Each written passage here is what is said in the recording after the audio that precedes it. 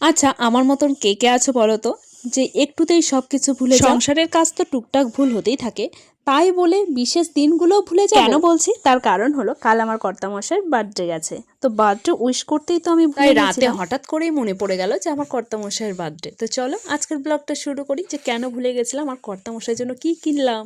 A few moments later. Hello everyone, welcome back to my channel. কেমন আছেন আপনারা? আশা করছি ভীষণ ভালো আছেন, আর আমিও কিন্তু খুব ভালো আছি। তো আমার আরও একটা নতুন ব্লগে আপনাদেরকে জানাই অনেক অনেক স্বাগত। বড়দেরকে প্রণাম এবং ছোটদেরকে অনেকটা ভালোবাসা জানিয়ে আজকের ব্লগটা আমি শুরু করছি। আজকের দিনটা খুবই একটা স্পেশাল দিন, তার কারণ আজ হলো আমার কর্তামশাইয়ের শুভ জন্মদিন। আর এই স্পেশাল দিনে আমি তো কর্তামশাইকে উইশ করতেই ভুলে গেছিলাম। তো যাই হোক, কেন ভুলে গেছিলাম তো সবটাই বলবো আজকে।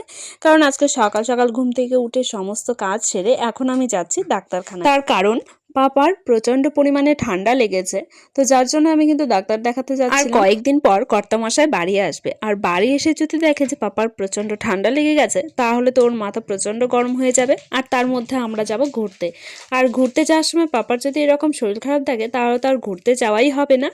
আর আমাদেরও ঘুরতে গিয়ে কিন্তু একদমই ভালো লাগবে না, তো যার জন্য পাপার আগে ট্রিটমেন্ট করতে হবে, তারপর কিন্তু সব। আর আজকে ডাক্তার দেখাতে এসে তো বেশ ভালোই হয়েছিল, আজকে একটা ভালো ডাক্তার বসেছিল, তবে আজকে অন্য ডাক্তার বসে। তবু আজকে এই ডাক্তারের কাছে এসে খুব একটা উপকার হলো, কারণ এই ডাক্তারের কাছে প্রচণ্ড পরিমাণে ভিড় থাকে। এর আগের দিন যখন এসেছিলাম, আমি তো ডাক্তার দেখাতে এসে আবার বাড়ি গিয়ে বিকেল 5টার সময় আবার এসে ডাক্তারকে দেখিয়ে নিয়ে গেছি, এতটা পরিমাণে ভিড় ছিল। তো আজকে গিয়ে দেখছি আমি শুধুমাত্র একা, মানে আমার সামনে একজন ছিল, তারপরেই আমি, তারপরে আবার অনেকটা লাইন হয়ে গেছিলো। তো যার জন্য কিন্তু খুব তাড়াতাড়ি আমাদের ডাক্তার দেখানো কমপ্লিট হয়ে গেছে। তো বাড়ি এসে কিন্তু আমি এখানে কাজ করতে লেগে পড়েছি। তো আজকে না আমি প্রচুর কাচা ধোয়া করেছি, মানে ঘরের সমস্ত কিছু যা যা আছে সব কিছু আজকে কাচা ধোয়া করা হয়েছিল। তো পাপার জামা কাপড় তো রোজকারের রুটিন, আর তাছাড়া যে বাকি জিনিস আছে, মানে বিছানার চাদর থেকে শুরু করে জানালার পর্দা, দরজার পর্দা থেকে শুরু করে সব কিছু আজকে আমি কাচা ধোয়া করেছি। তো যার জন্য আমি কিন্তু ভুলেই গেছিলাম যে আজকে আমার কর্তামশাইয়ের জন্মদিন, মানে এতটা কাজের চাপ ছিল। তাড়াতাড়ি করে বাড়ি এসে পাপাকে খাইয়ে দাইয়ে স্নান করিয়ে দিয়ে কিন্তু ওকে ঘুম পাড়িয়ে দিয়ে এই যে আমি জামা কাপড়গুলো তুলতে এসেছি। আর এখন কিন্তু বাজে মোটামুটি 1টার মতন। তো 1টার সময় আমার জামা কাপড় পুরো শুকিয়ে গেছে। তো দেখো আমি কিন্তু চাদরগুলোকে তুলে নিচ্ছিলাম, আর অনেকগুলো কাচা ধোয়া হয়েছে।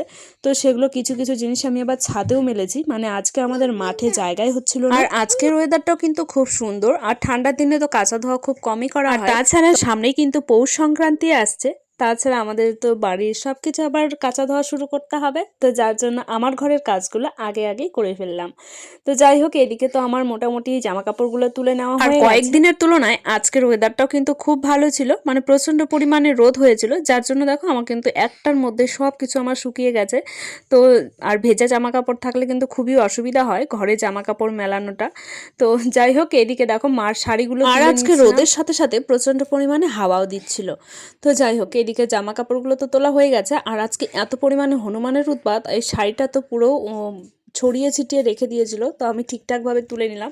আর তারপর চলে এসেছি ঘরে, আর ঘরে এসে দেখো আমার ঘরের অবস্থাটা একবার। আর এখন বাজে 1টা, আমি সকাল থেকে ভাবছি যে আজকে এই ঘরটাকে ঝাড়বো সুন্দর করে, আর ওই যে ট্রলিটা আছে সেটাকে পেরে নেব, কারণ কিছুদিন পর তো আমাদের আবার ঘুরতে যাওয়ার প্ল্যানিং আছে, এখন থেকেই সব গোছগাছ করে নিতে হবে। তো তার আগে আমি ঘরটাকে সুন্দরভাবে একটু ঝাড়া পোছা করে নেব, অনেক দিন ধরে ঝাড়া পোছা করা হয় না। আর আজকে আমার মাথার উপর দিয়ে কত কিছুই না চলে যাচ্ছে। তো যাই হোক, সকাল থেকে প্রচুর খাটাখাটনি করার পর আমি কিন্তু এই সারাদিন ধরে এই ঘর গোছাতেই লেগে গেছিলাম। তো যার জন্য আমি কিন্তু কর্তামশাইকে আজকে ফোন পর্যন্ত করতে পারিনি। তো যাই হোক, প্রত্যেকদিন আমার কর্তামশাই কিন্তু ফোন করে, কারণ কাজে কাজে যেহেতু ব্যস্ত থাকে, যার জন্য আমি ফোন করি না। আর কালকে যেহেতু নাইট ডিউটি ছিল, সকালবেলা মানে এসেই কিন্তু ঘুমিয়ে পড়েছে, তো যার জন্য আমি কিন্তু ফোনও করিনি। তবে 1টা 2টোর দিকে আমাকে কর্তামশাই ফোন করেছিল, তো তখন তো আমি ভুলেই গেছিলাম যে কর্তামশাইয়ের বার্থডে, আর আমি তো উইশ করতেই ভুলে গেছিলাম। তো যাই হোক, কিছু করার নেই, এত কাজের চাপ থাকলে কার মনে থাকবে বলুন তো। তো যাই হোক, আমার ঘরটা অনেক দিন ধরে গোছগাছ করা হয় না, একটু ঝাড়া পোছা করা হয় না, তো ভাবলাম যে আজকে লেগে পড়ে একদম সব কিছু পরিষ্কার করে নেব। এই যে দেখো, ট্রলিটাকেও পেরে নিলাম, আর এই ট্রলিটা আমি নাইটি দিয়ে সুন্দর করে মুড়িয়ে রেখে দিয়েছি, কারণ প্রচণ্ড পরিমাণে ধুলো হয়, যাতে ট্রলিটা নষ্ট না হয়ে যায়। তো যার জন্য কিন্তু আমি এইভাবে রেখে দিয়েছি। তো যাই হোক, আলমারির ওপরটাও কিন্তু প্রচণ্ড ধুলো হয়ে গেছে। জানি না কোথা থেকে ধুলো চলে আসে, কারণ আমাদের তো কোনো জানালাও নেই আর আমার ঘর সবসময় বন্ধ থাকে। তো কোথা থেকে যে ধুলো চলে আসে সেটা আর বুঝে উঠতেই পারি না।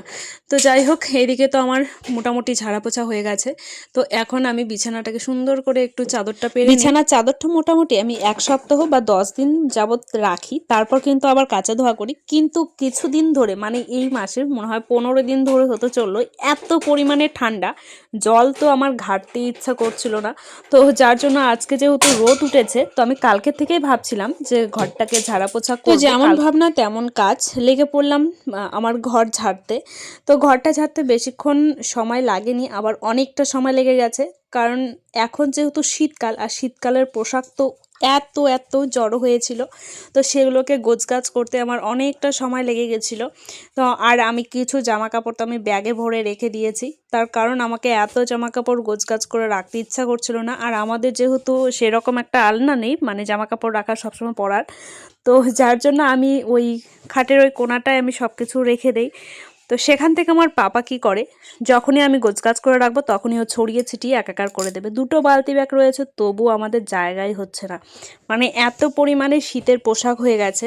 তো যাই হোক, জামা কাপড়গুলো তুলে নিয়ে এসেছিলাম, তো সেগুলোকে এখন আমি ঠিকঠাক করে আমার গোছগাছ করতে করতে প্রায় আমার বিকেল হয়ে গেছে। আর বিকেলবেলা দেখো পর্দাটাকে লাগিয়ে নিচ্ছে, কারণ প্রচণ্ড পরিমাণে যেমন মশা আর তেমন প্রচণ্ড হাওয়া, তো বাইরে থেকে হাওয়া আসছে আর মশা তো আছেই, তো যার জন্য পর্দাটাকে আমি লাগিয়ে নিই, তারপর আবার যা বাকি কাজ রয়েছে সেগুলোকে করব।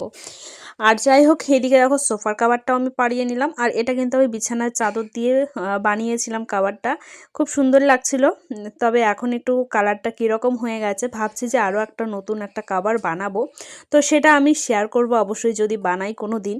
তো যাই হোক, ইচ্ছা আছে আরও একটা নতুন একটা লাল টুকটুকে একটা সোফার কাভার বানানোর। তো যাই হোক, এদিকটা মোটামুটি আমার গোছগাছ করা কমপ্লিট। আর আজকে আমি সারাদিন গোছগাছ করতে করতেই তো প্রায় হাঁপিয়ে গেছি। আর তার সাথে আমার পাপা তো রয়েইছে, মানে ও এতটা পরিমাণে দুরন্ত, তো যার জন্য ওকে কিন্তু আমি ওই সাইডে বসিয়ে রেখেছি কিছু খেলনা দিয়ে। তো যার জন্য কিন্তু আমি কাজগুলোকে করতে পারছিলাম না, হলে আমাকে একটা কাজও করতে দিত না। তো যাই হোক, মোটামুটি আমার গোছগাছ করা কমপ্লিট, তবে এখনও অনেকগুলো আছে। মানে আমি যে এডিটিং করছি, মানে ভাবছি যে সেই দিনটা আমার ওপর দিয়ে কি ঝড় বয়ে গেছে। তবে ঘরের কাজ তো করতেই হবে, তাই না? তো এত চাপের মধ্যে মানে আমি না কোনো কিছু, মানে যে কোনো একটা জিনিস হুট করে আমি খুঁজে পাই না, মানে ভুলে যাই যে আমি ওটা কোথায় রেখেছি বা আজকে কি, মানে এইরকম একটা ব্যাপার হয়ে যায়।